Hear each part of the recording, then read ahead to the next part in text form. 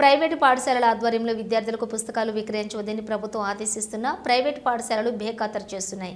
ఒక విద్యార్థి వద్ద పరిమితికి మించి వేలు వసూలు చేస్తున్న విద్యాశాఖ అధికారులు అటువైపు కన్నెత్తి చూడడం లేదు. పాఠశాల ఆధ్వర్యంలోని మరోచోట బుక్ స్టోర్ ఏర్పాటు చేసి అమ్మకాలు కొనసాగిస్తున్నారు.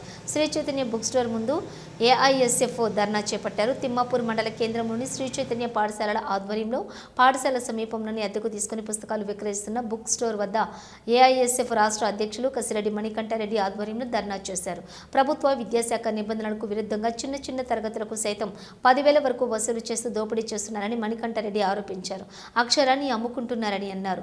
9వ తరగతికి 10,500, 6వ తరగతికి 9,500 వసూలు చేస్తున్నారని, ఇంత పెద్ద మొత్తంలో వసూలు చేస్తున్న విద్యాశాఖ అధికారులు కన్నెత్తి చూడటం లేదన్నారు. డిఈఓ, ఎంఈఓ శ్రీ చైతన్య పాఠశాలలకు ఉద్యోగులుగా మారని ఆరోపించారు.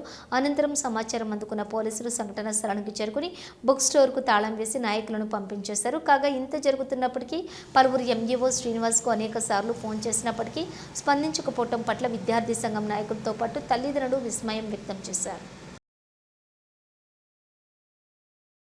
మండలంలో శ్రీ చైతన్య టెక్నో పాఠశాల నిబంధనల విరుద్ధంగా టెక్నో పేరు పెట్టుకొని నిబంధనల విరుద్ధంగా జీవో నంబర్ 1 ప్రకారం పాఠశాల పేరుతో పుస్తకాలు అమ్మకూడ నిబంధన ఉన్న నిబంధనల విరుద్ధంగా శ్రీ చైతన్య పాఠశాల పేరుతో రహస్యంగా ఒక ప్రదేశంలో పుస్తకాలు అమ్మడానికి ఖండిస్తూ ఏఎస్ఎఫ్ ఆధ్వర్యంలో ఈ యొక్క పాఠశాల వారు చేస్తున్నటువంటి బుక్కుల వ్యాపార దందాన్ని సీజ్ చేయాలని ఈ యొక్క బుక్ స్టోర్ను ధనాయం జరిగింది. శ్రీ చైతన్య పాఠశాల వారు విజ్ఞాన కేంద్రం కాదు, ఈ యొక్క దోపిడీ కేంద్రం, వ్యాపార కేంద్రంగా ఇలా అక్షరాలతో లక్షల రూపాయల వ్యాపారం చేస్తూ ఇలా నిబంధనల విరుద్ధంగా పుస్తకాలు అమ్మద్దని చెప్తున్న శ్రీ చైతన్య పేరుతో ఏకంగా శ్రీ చైతన్య విద్యా సంస్థల పేరుతో ఫీజు రిసిప్ట్లు కడిగేస్తూ ఇలా 1వ తరగతికి 6,000, 9వ తరగతి పుస్తకాలు 10,500 కిట్ల పేరుతో ఇలా విద్యార్థులను రక్తం తాగుతూ మా దగ్గరనే పుస్తకాలు కొనాలి, బయట నుంచి పుస్తకాలు తెస్తే తాము అనుమతించబోమని విద్యార్థులను బెదిరిస్తూ వాళ్ళను ఇబ్బందులకు గురి చేస్తూ ఇలా పుస్తకాలు అమ్ముతున్నారు. ఇలా విద్యాశాఖ అధికారులకు ఇలా పుస్తకాలు అక్రమంగా అమ్ముతున్నారు. శ్రీ చైతన్య పాఠశాల సీజ్ చేయడం అని చెప్తా ఉన్నా కూడా ఇప్పటికి రాకుండా మేము అందుబాటులో దాట వేస్తూ శ్రీ చైతన్య పాఠశాలలో ఒక ఉద్యోగస్తులుగా డిఓ, ఎంఈఓ వేస్తున్న పరిస్థితి కరీంనగర్ జిల్లాలో కొనసాగుతుంది.